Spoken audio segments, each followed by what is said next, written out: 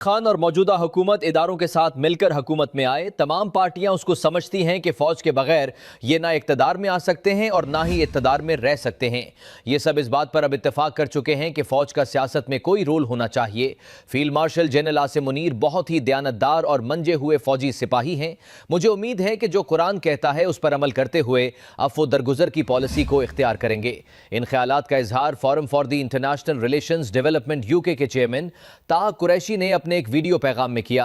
उन्होंने कहा कि तमाम सियासी जमातों को मिल बैठकर मुल्की इस्तेहकाम के लिए सियासी बातचीत की जरूरत है ताकि मुल्क तरक्की की जानिब गामजन हो। फौज का कभी भी कोई पॉलिटिकल रोल ऑफिशियली पाकिस्तान के कॉन्स्टिट्यूशन के मुताबिक नहीं रहा और ना है, लेकिन बहरहाल अनडिक्लेयर्ड जो इन्वॉल्वमेंट है फौज की, उससे किसी को इनकार भी नहीं है। मेरे ख्याल में तो अब सारी पॉलिटिकल पार्टीज इंक्लूडिंग पीटीआई इस बात पर अब इत्तेफाक कर चुके हैं कि फौज का कोई रोल होना चाहिए।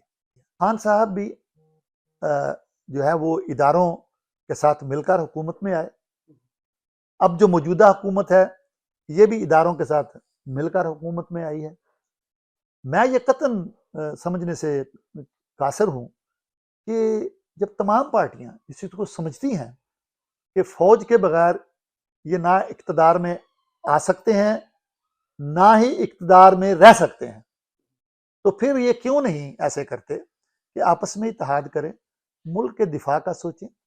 अब ये वक्त है कि ये इस वक्त इमरान खान को भी मेन स्ट्रीम में लाएं। यही बात हम खान साहब को भी कहते थे कि देखिए आप प्रेशर मत डलवाएं, फौज का बार बार ये मत बताएं कि जी हम एक पेज पर हैं, फौज हमारे साथ है। ये एक तड़ी लगाया करते थे ना, एक किस्म की धमकी दिया करते थे, फौज हमारे साथ है।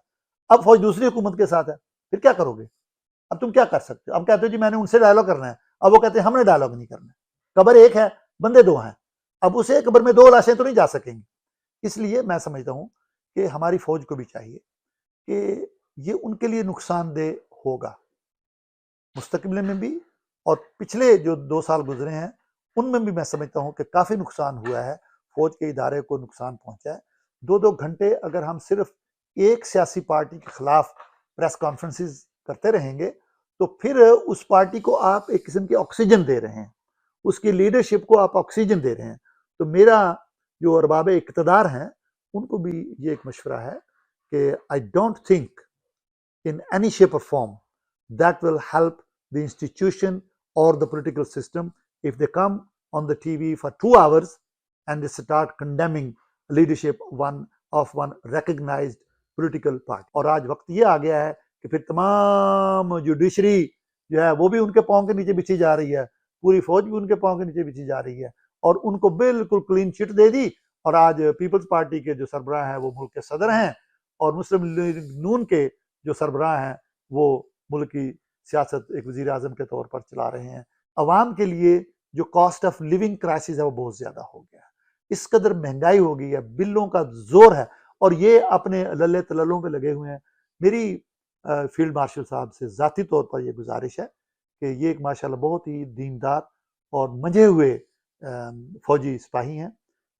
इनसे तो मुझे तो कम से कम ये उम्मीद है कि जो कुरान कहता है उस पर अमल करते हुए वो दरगुजर की पॉलिसी को इख्तियार करेंगे और खान साहब या उनकी पार्टी की दूसरी लीडरशिप को उनको बुलाएं, उनके साथ बैठकर डायलॉग करवाएं और जो दूसरी पार्टियां हैं उनको भी चाहिए कि जो 2 भाइयों के दरमियान नाराज़गी है उसमें सुलह का काम लें, क्योंकि अल्लाह ने सूरह हुजरात में फरमा दिया कि 2 भाइयों के दरमियान सुलह करवा दो।